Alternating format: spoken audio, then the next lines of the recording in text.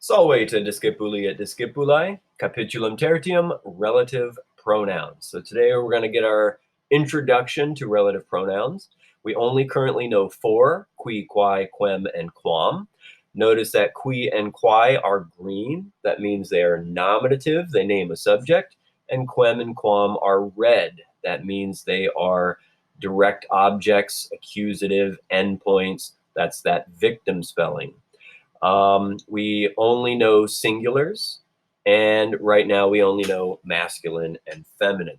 So we're going to talk about how these work in a sentence. Relative pronouns. All right, so I have two sentences here. Marcus Julian Pulsat, Julius Markham Werberat. Two separate things that are happening, but they're related in some way. And there's many ways you can join these two sentences together to say that they're related. The most simple way is probably just to use et. So I'm just going to put et in between them. So now instead of two simple sentences, I have one compound sentence with two clauses. Marcus Julian Pulsat, et Julius Markham Werberat. Now that I have this compound sentence, I said Marcus and Markham don't really want to use the same person's name twice in a sentence. So we already know that I can replace Markham with am. Notice am begins with an E. That means I'm not referring to the subject of that clause, Julius. I'm referring to somebody else, somebody from a previous clause or a previous sentence. The U makes it masculine, like Marcus, and the M makes him a victim, just like Markham is. So I'm going to go ahead and replace Markham with am, so I don't want to say his name twice. So what I have now is Marcus Julian Pulsat et Julius am Werberat. Now, I have et and am, et am.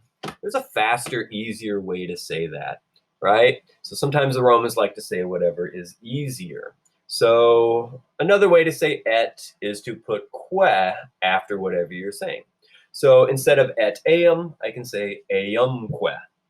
All right, eumque. It's easier to say than et am. Now, we practiced this a little bit with et non. We said another way to say et non was neque. And the trick with neque is that you always had to put it where the et was. Because neque is a conjunction and et is a conjunction, they have to go in the same spot. So when I replace am with eumque, I can't put it where am is. I got to put it where the et was, because et and que are conjunctions. So what I end up with is Marcus Julian Pulsat, eumque Julius Werberat. Now, eumque is a pronoun with the conjunction que stuck to it. Pronoun and conjunction. That's basically what a relative pronoun is. So I'm going to take eumque, those two pieces, and I'm just kind of like going to switch them around. Queum, queum, quem. And I end up with this word quem. Now that's probably not how it actually evolved, but if it works for you, you can think of it think of it that way. You see the que, which means we're joining. You see the m, which is the victim. You don't see an a, so you're not thinking feminine, you're thinking masculine. So I'm going to take out eumque, and I'm going to put in quem. All right? Now, when I do that, I'm going to put it in parentheses. Because all of a sudden, now that I'm using this relative pronoun quem, it doesn't quite make sense the way that I want it to here. Marcus Julian Pulsat, quem Julius Werberat. All right, so quem kind of has that que in it, which means it's got a conjunction in it. And what we said about conjunctions is that they join things together. In fact, they join like things together. Well, Marcus Julian Pulsat tells us something about Marcus. Quem Julius Werberat also tells us something about Marcus. So since we're joining two ideas about Marcus together, I'm going to have to take everything in parentheses and move it over after Marcus. So I can join the two things that talk about Marcus. And what I end up with, there's my arrow showing you where I'm going to move it. And what I end up with is Marcus quem Julius Werberat, Julian Pulsat. I got rid of the parentheses and I added in the commas.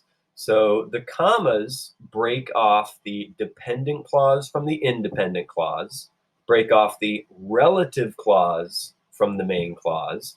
And in fact, you could call that, if you wish, a parenthetical statement, because I could put it in parentheses if I want to, but with the relative pronoun, I don't really have to. I can just use the commas. Marcus quem Julius verberat, Julian pulsat. Notice my two ideas are still there. On the outside, I have Marcus Julian pulsat. On the inside of the commas, I have quem Julius verberat, Marcum Julius verberat. All right, so there we just took two simple sentences, joined them together in different ways to show you how we can use a relative pronoun like quem to be a pronoun and a conjunction. Now, I'm going to do a second one, but I'm going to do it backwards. I'm going to start with the compound sentence with the relative clause, and we're going to go backwards through these steps, see if we can find our two original statements. So I'm going to start with Aemilia quam Julia vocat, mater liberorum est. Notice I've got the independent main clause on the outside of the commas. I've got the dependent relative clause inside the commas. Now, we said that's like a parenthetical statement, so I'm going to get rid of the commas and put in the parentheses. All right. Now, once I've done that, I can take what's inside the parentheses, which is kind of like a second idea, second sentence. I'm going to throw that at the end. So now I've got Aemilia mater liberorum est, quam Julia vocat. All right, this one doesn't make too much sense because of where the quam is, but just like quem was eumque, you can see how quam is eamque. So you take eam and que, switch them around, quam, well, there's quam. So I'm going to break that back up or switch that back around to eamque. So Aemilia mater liberorum est, eamque Julia vocat. And just like eamque could be et eam, I'm going to split those two apart. Aemilia mater liberorum est, et Julia eam vocat. I can say et eam Julia vocat. I can put it in subject, direct, object, transitive verb order like most of you are comfortable with. I'm choosing that order. So now that I have the eam in there, well, eam stands in for Emiliam, so I'm going to go ahead and replace her, right? In a compound sentence, I probably don't want to say her name twice, but you could if you wanted to. Aemilia mater liberorum est, et Julia Emiliam vocat. And all I got to do is get rid of the et that joins the two clauses, and I'm back to my original two simple sentences. Aemilia mater liberorum est, Julia Emiliam vocat. So there we did it forwards to create the relative clause, and we worked backwards from a relative clause to create two simple statements from a compound sentence. All right, so let's go ahead and talk about these relative pronouns. So, relative pronoun behaves like a pronoun and like a conjunction. All right, it's a pronoun, it replaces a noun. It's relative, it relates two ideas about the same noun. And because it relates two things that are similar, it's a conjunction as well. Now, since it's a pronoun, it replaces a noun, so it needs to agree with the noun, right? Noun has three cases, case, number, gender. Adjectives agree with the noun, case, number, gender. So do the pronouns. Now, this one might be a little bit tricky. It does agree with the noun it replaces in case, number, gender, but sometimes you only see it agreeing in the gender. I'm going to go back a slide. If you look at the bottom there, you see quam. You can see that quam is feminine and singular like Aemilia. But you'll notice that quam is red. It's accusative. It's not nominative like Aemilia. So quam agrees with Aemilia in gender and number, but it actually agrees up in the top there with Emiliam, accusative, because it's replacing a time when she was a victim, a direct object, and endpoint. So I'll go back to the other slide here. The case is determined by the use of the relative pronoun in its own clause. That's inside the commas. Inside the commas, Emiliam was a victim, so I'm going to use quam. Doesn't matter that Aemilia was a subject outside the commas. It matters what happens inside the clause. All right? So it will agree in gender and number with the word before it, but it has to be the case of the word it is replacing, the case it needs to be in its own dependent relative clause parenthetical statement. All right, now since the relative pronoun is a conjunction, it likes to join the two ideas about the same noun, so you'll usually see it follow the noun it refers to. To back up to that slide again, quam follows Amelia because quam says, hey, I'm telling you two things about Amelia. Same thing happens in English. So I've got two sentences. The boy ate my crayons, the boy has colorful teeth. Both sentences are about the boy. So in the second sentence, I'm going to replace the boy with who. Who talks about the boy? So I got to take all of that second sentence stuff, put it after the boy. The boy who has colorful teeth ate my crayons. All right, so we do the exact same thing in English. All right, so let's go and look at a chart, see what we know. In those previous examples, we only practiced the accusative quem and quam. So quem is the masculine victim form. Quam is the feminine victim form. In lingua latina, you got to see qui and quae, which are the subject nominative forms. Qui for masculine, quae for feminine. Notice those do look like the plurals, discipuli, discipuli, so you can tell they're masculine and feminine. And just to make sure you don't get confused, I know that the genitive singular sometimes looks like the nominative plural, but in this case, if you want a relative pronoun to be genitive, you got to go with the word cuius, just like that possessive question word we learned, cuius. So I only have the genitive on here. You haven't learned it yet, so that you can see qui and quae are nominative only, right? They are only nominative, regardless of what you know about the endings e and I, okay?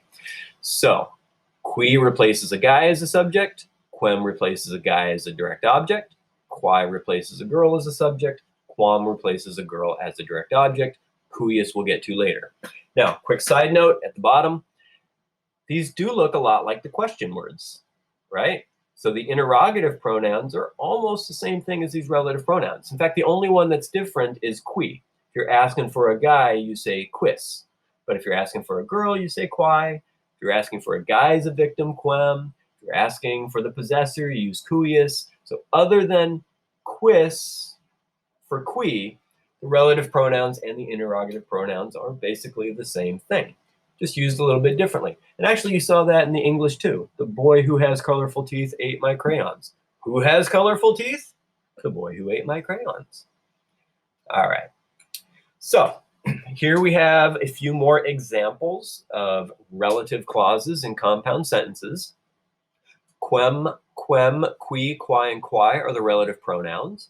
I've drawn an arrow pointing to the noun that the relative pronoun refers to, that it relates to, that it's joining two ideas about. As you can see by the commas, there is a clause outside the commas. That's your independent clause. There's a clause inside the commas. That is your dependent clause, your relative clause, your parenthetical statement, if you will. And what I'd like you to do is to pause the video and break apart these compound sentences into their original two sentences. So if you want, you can go back to the Amelia example that we did, where we went backwards to break it up. So do this on a piece of scratch paper, break it up into its two original statements. So just looking at the first one, outside the commas, I see pueris Marcus, period. Inside, I see quem, which I guess must be puerum. So puerum Julius audit. Or if you want to change the word order to something you like better, Julius puerum audit. All right. And yeah, so go ahead and pause, write those down, and then restart the video or unpause the video, and you can check your answers. So go ahead and pause, see what you can do with these now. All right, welcome back, everybody. Let's see how you did. So, puer quem Julius audit es Marcus. Outside, puer es Marcus. Inside, Julius Marcum or Julius puerum audit. Julius quem Quintus vocat pater liberorum est. Outside, Julius pater liberorum est. Inside, Julium Quintus vocat, or switch around the word order, Quintus Julium vocat. Puer qui puellam pulsat improbus est. Outside, puer improbus est. Inside, puer puellam pulsat. Some alliteration for you there. Puella quae cantat laeta est, outside, puella laeta est, inside, puella cantat. Puella quae plorat, laeta non est. Outside, puella laeta non est, inside, puella plorat.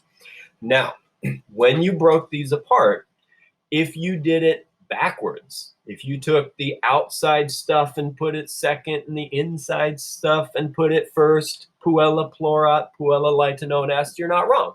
Because really, once you break it up into two sentences, you can kind of put them in any order you want. They're of equal importance now because they're separate sentences. So just to illustrate that, puer quem Julius audit est Marcus. So I'm going to go with the way that I've been doing it, where I take the outside stuff, put it first, puer est Marcus, take the inside stuff and put it second, Julius Marcum audit. So I'm just going to flip those two around, Julius Marcum audit, puer est Marcus, and I can actually take the second sentence and put it in the first one, just like I took the first one and put it in the second. Well, looks like Marcus is what gets repeated. So I'm going to take out Marcus and put in qui. So I have qui puer est. That talks about Marcum. So I got to put it after Marcum. And I get Julius Marcum qui puer est audit. So puer quem Julius audit est Marcus at the top. Julius Marcum qui puer est audit at the bottom. Basically say the exact same thing. So there's two ways of doing it. So the boy who ate my crayons has colorful teeth. The boy who has colorful teeth ate my crayons. So typically I like to think that the sentence on the outside, the independent clause, the main clause, is the more important one. And the relative clause, the dependent clause, the parenthetical statement tends to be the one that is less important and just gives you more info about one of the people that you're talking about in the main clause. So that concludes this introduction to relative pronouns. Feel free to go back through it. There's a lot of stuff in there. Pause, rewind, do whatever you need to do. Post any questions you have to Google Classrooms. Multas gratias et valeta discipuli et discipuli.